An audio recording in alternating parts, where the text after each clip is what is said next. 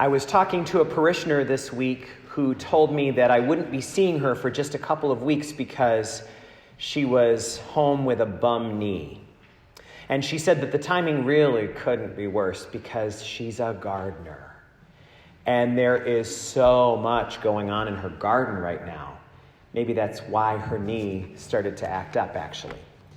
But she loves that garden, and she works so hard at it, always pruning and right now cutting back all of the dead growth, letting the perennials come up, but also designing things, unearthing things, just busy as can be. And that's why it is perfect that we've been given these readings for today. I am the vine, says Jesus, and you are the branches. And your life comes from your connection to me. Your life, your zest, your zip, all the juice that you've got comes from your connection to me. So what we see in our gardens is a little glimpse of what God sees looking down from heaven. And if we are paying attention, we will notice that how well we are doing is directly related to how connected we are with God. I have told you in the past, many of you, about how I connect with God. Every morning, the 3 C's, that might be familiar to some of you listening, the 3 C's, coffee, candle, and Christ in the morning. That's my preferred time to pray. But I have a friend who does it at a totally opposite time. She likes that time between coming home from work and starting dinner. And so she calls that glass of wine with God. And it works great too, and she loves it. But we were chatting not too long ago, and she was telling me how crazy things were in her life and how busy everything had been, and that she was not doing that well. She said, I'm really not coping as well as I normally do. And then she said, and I haven't had my afternoon prayer time. And I can feel it. And that's exactly true for all of us. When we don't have that time, we will notice it. We might be able to get away with it for a couple days, but not very long at all, before we feel ourselves withering.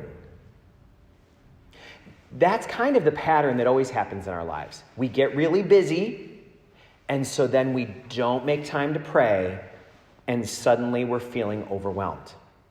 And a lot of us misdiagnose the problem. We say, oh, I'm really struggling right now because I'm overwhelmed with busyness.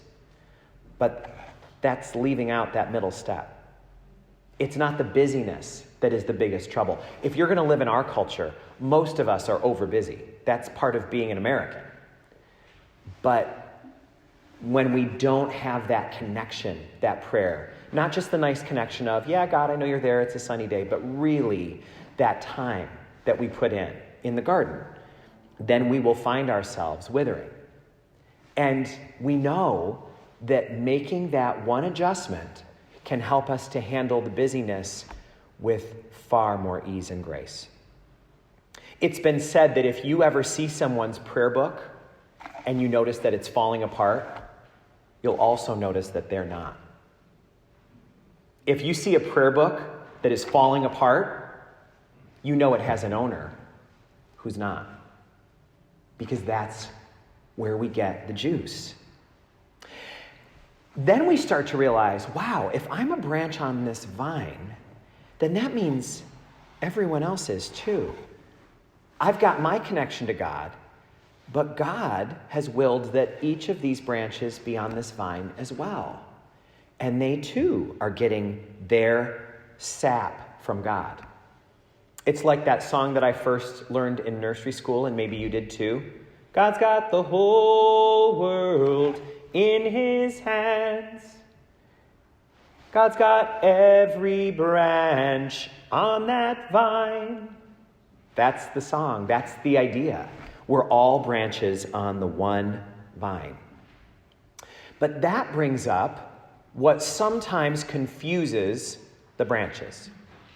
The branches look to our left and look to our right, and we see other branches that appear not to belong on the vine. And there's some real telltale proofs that they don't belong there. One could be that they disagree with us. They don't see things the way I see it, and so they should not be on this vine. Recently in our culture, we've seen this so much with politics. If somebody voted differently than we do, they shouldn't be on the vine. We even label parts of the vine. Oh, this is not good. This should be cut off. This is the fascist part of the vine, or the socialist part of the vine. And it shows that there is a fundamental confusion there, because we, as the branches, all of a sudden start trying to get out the clippers. We don't have any hands, but we're trying to get the clippers out to try to hack away at other parts of the vine. But Jesus says, no, you're confused there. That's not your job. You are the branches. I am the vine, and God is the gardener. We hear in the first reading that this has been the temptation always, because we're hearing about this person, Saul, who we know as Paul. But before he was Paul, he was Saul. But he went through such a change in life that it felt appropriate for him to have a new name as well. He used to oppress Christians. He used to be opposed to the Christian faith completely. But he had a conversion, a famous conversion. And we know that because we have the scriptures, but the people in that day didn't know it. So when they saw him hanging around, they were like, get the clippers. We got a bad branch here. Get him out of here. And it took Barnabas telling them, no. This man belongs here. He's been grafted onto this vine by God. And that is why we need to always remember we are branches. We are not gardeners. And the way you know that you're not a gardener for sure, if you want to hack off part of the vine, is that the gardener loves the garden. The gardener approaches the garden with nothing but love and a desire for the garden to thrive. So that parishioner I told you about, what she wants to be doing right now is nurturing her garden. Now that's going to involve some things that are a little abrupt, like deadheading, like clipping back the old growth, like maybe transplanting some things. And if she transplants those hostas, they're going to be like, this is terrible. The gardener hates me. But no, the gardener just knows there's too much sun here right now. You need to go into the shade. The gardener does everything with love. Even the hard stuff. It's done with love. It's done with vision. It's done with understanding. Things that the branches don't have. Only the gardener has that. So this week, we are being called to grow in our awareness of our connection to this vine. And to ask ourselves, how connected am I? How aware am I of this? Am I doing anything that is constricting the flow of that sap? Am I running away from the watering that I am receiving rather than opening myself to it? Something that I know often happens is we doubt that we are actually a branch. We might feel that we're not worthy, or that our past inability to produce fruit has caused God to hack us off the vine. But there is a way that you know that that's not true. It's if you're within earshot of this.